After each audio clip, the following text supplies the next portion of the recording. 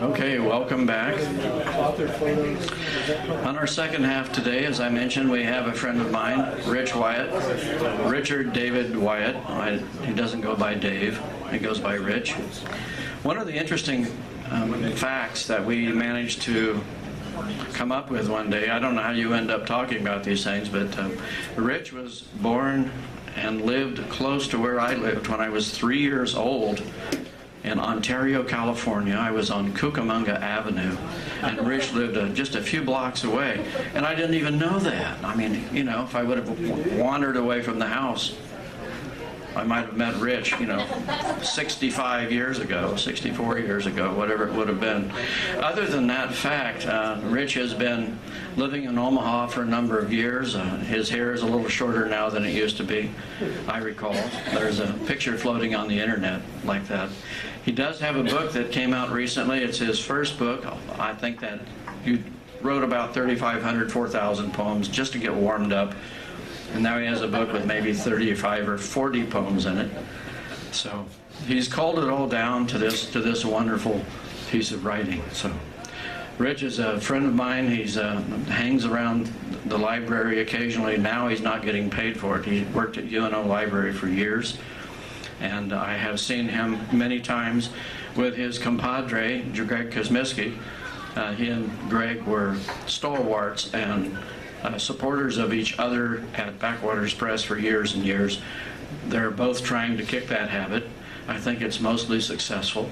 We can credit probably the great content and variety and number of books of poetry printed in eastern Nebraska, basically to Backwaters Press. Great people. Give them a big hand. Greg Kosmiski's not here, but I'm sure that he will hear about this as far as that goes. So that's one of the things we do here. We talk about the community of writers and people that stop in from other places and read and hang out for a while and have a beer, have a sandwich. That's kind of what we do here. We have musicians, so we can kind of get everybody revved up to begin with, and then we can dive into the poetry and listen to Mike talk about some of his old cronies and some of the things that he did in the backseat of a car going 90 miles an hour on a dirt road with a noisy throw-out bearing. I like that. That's a great idea. Beyond that, I don't think Rich has anything with it. You don't have a poem with a throw-out bearing in it, do you? No. Oh.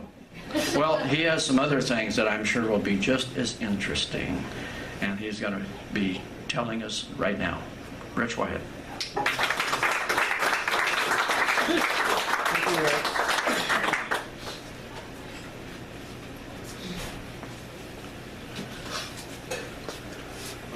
Very happy to see you all.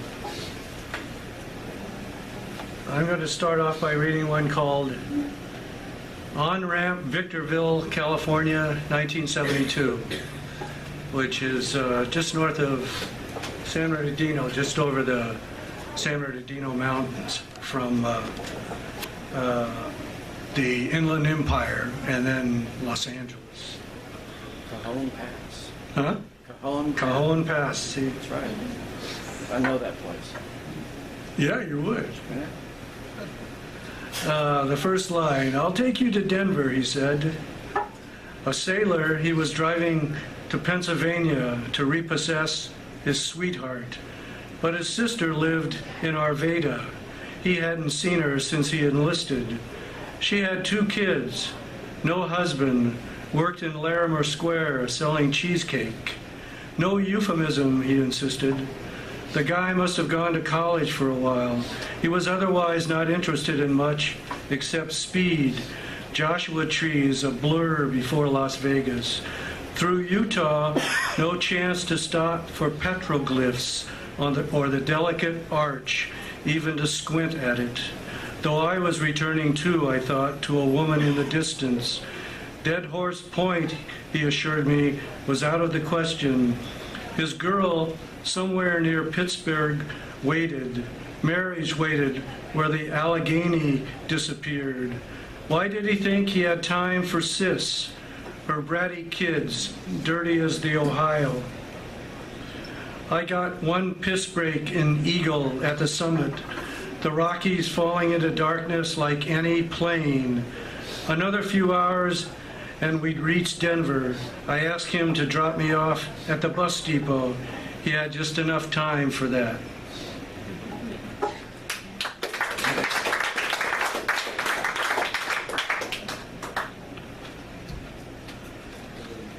This one is called A Place for Tourists.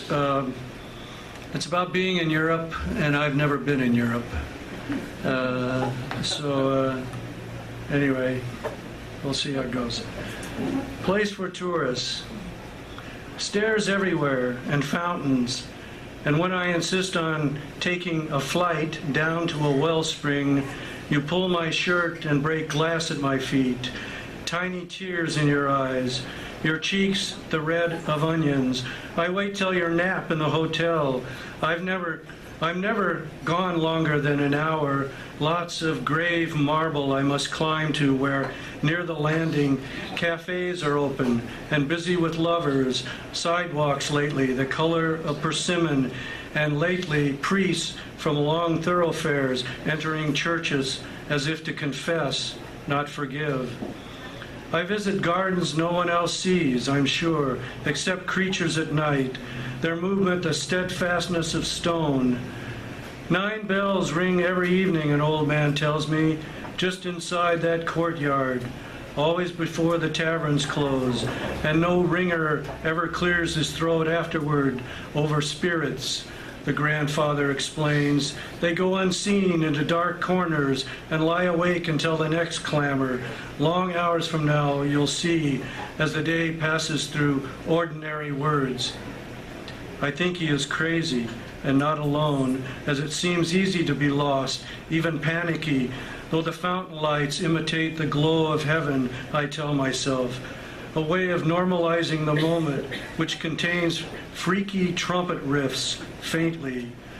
The tower of a clock I stumble on reminds me your sleep ends soon.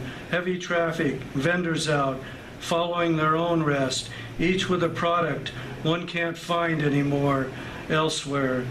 Knowing that, I walk faster, laundry hanging from windows above me becoming, I should be precise, samples of weakening sunlight against tenebrous walls. The cathedral looms, then disappears among souvenir shops, countless awnings, tiny restaurants in clusters like hives, enough shadows to cushion a fall, the hotel's night clerk on duty when I see you waving from the mezzanine.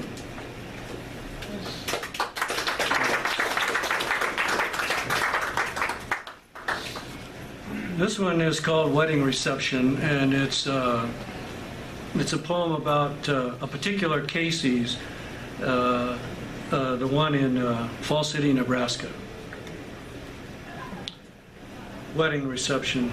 Right after the ceremony, I got in my car and went over to the Casey's, where some of the guests were already standing around the counter talking to April, who last year, except for what happened, would have been the bride.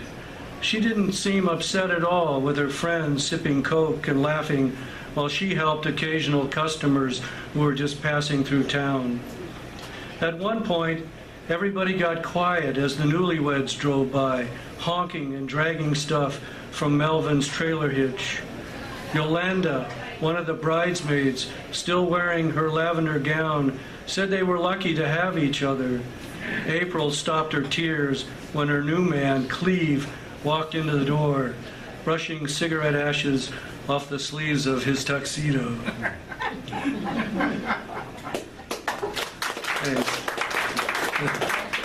I guess that's perhaps my favorite poem ever. I don't know, I surprised myself with that. Not to brag. You can't be whining all the time. Once at the shoreline, gulls thick as clouds, I cut my foot on a broken shell and finally knew I had nowhere else to go. Waves rising like a wall, red as the sinking sun. I didn't accept that, but it seemed valid at the time, though I saw others having fun, kicking sand at already dying fires, shouting toward the sea one another's names. A huge ship way out where everything was level and darkening quickly.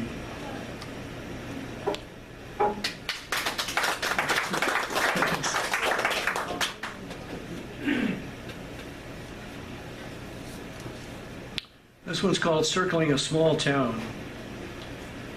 Rather than sitting at home on a Sunday in February, I took a walk, not for exercise, but to stumble into cornfields before evening drowned them in darkness. Muddy fields littered with scraps of husk and stalk, old mice bones, fur, owl work.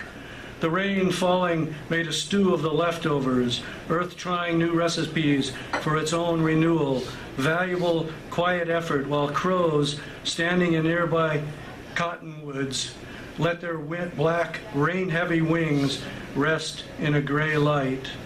Given I walked till no one was up in the few scattered houses, I intended to see plenty, not all of it profound, the two dead squirrels, ink blue, side by side, just missing an embrace at the street's end under a lamp. I put two together like that and made more of their meaningless death. You could say I was out of touch with my surroundings for the umpteenth time if you knew me at all. This one's called, Clothesline at Evening. A thought at the clothesline, a question. Why such freedom from the hospital room? Friends in for PET scan, colostomy. Out here in the yard, mid-September, every cricket slower in sawing off his legs.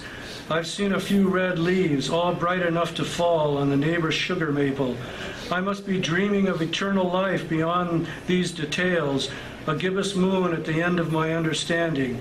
No, a white-hot star just under the moon's bulk, just above a sharp and shadowy roof. Long lines at Walmart earlier, shopping for a wedding gift. My wife inspecting the slow cookers while I pass among racks of bras, gaudy as hydrangeas, trying to find her. How lucky to be on my feet at 61. Not old, really, though every morning now I feel an odd endlessness of days. I pin Susan's new and freshly washed nightgown on the line and smell spaghetti from last night, reheated, the awful truth of time, a galaxy's bodies impossible to count, hanging like ornaments over the alley, over the dark garages, drape of morning glory, dull alley light, a poor sun, what I won't name at last. Thanks.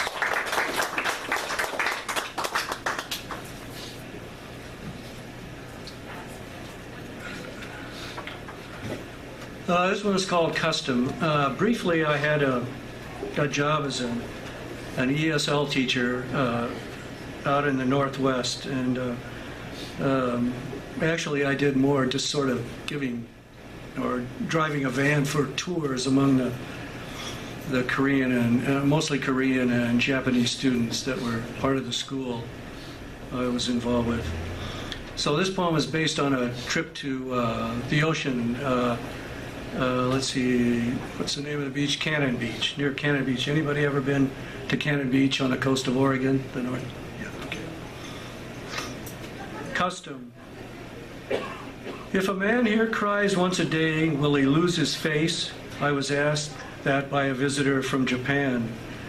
We, with our other tourists, were standing at a rail before an ocean cliff, squinting into a sea light that made us hold our breath when we weren't posing serious questions. No, I don't think so, I answered, as wind and light pulled water from my eyes.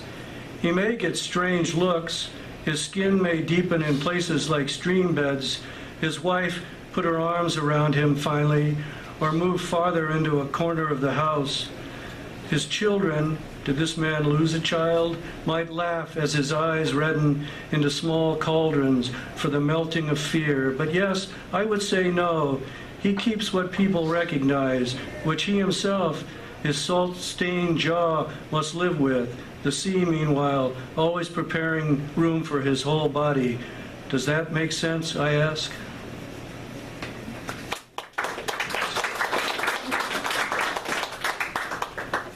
This one's called Assignment. The man stayed for weeks in a hotel that no tourist would have dared to, and he lived to tell about it. The occasional bullet whistling through his room's open window, the only way he could get air, the thumping at midnight on his double-bolted door, then the thunderous charge down the hallway.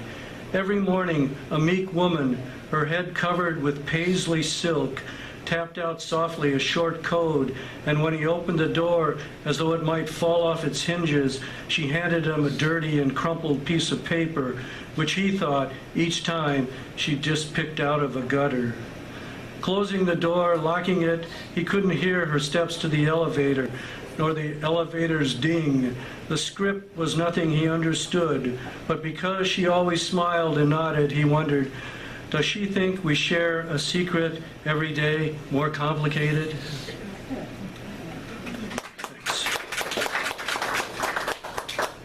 I'll read a couple more.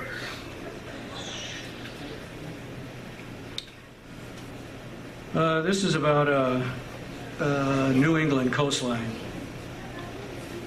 Shore. Some of the birds have taken applause more often than he who sits at the right hand of God. My Uncle Phil noticed this without laughing much. Granted, he had his strangler's fig, a late bloomer, and his resurrection fern, enemy of no one. It was Phil who remembered my first name, which sometimes took his attention away from the job he was paid to do. Grandma Rose held a finch in her hand once, and once lived for years along the northern coast, where beach peas thrived, seaside pea, sea vetchling, raven's canoe. She knew other terms, but fried them all and ate them as if no disguise were enough. Near Wellfleet, the autumn light permitted me a glimpse of horsehair culp, and then a chance to forget about it. Evening left it there at sea, and the dog yelping up the shore as stars laid out their innocence again.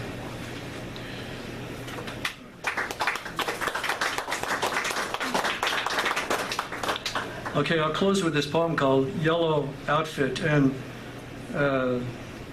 it mentions Republicans. Before the forsythia bloomed, I was angry with myself for wanting it so much. A real spring, the neighbor on his horse again, his second wife and her boyfriend in a ticket line at the airport. Church bells all around have gone to bat for high-sounding skies, the cathedral having been slapped in the face with a salmon light. At no time before the forsythia put on its yellow outfit did I consider it my fault, the no vacancy sign on a warm afternoon down at the motel. I voted Republican once. It was late in the year, as usual. No fuchsias on the porch. My parents quietly eating their dinner, smiling over the gravy.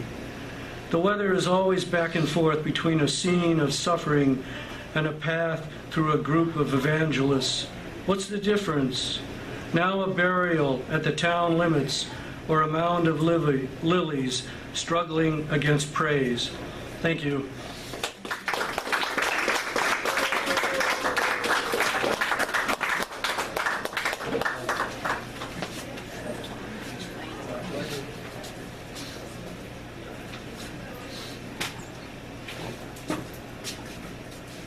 Thanks, Rich.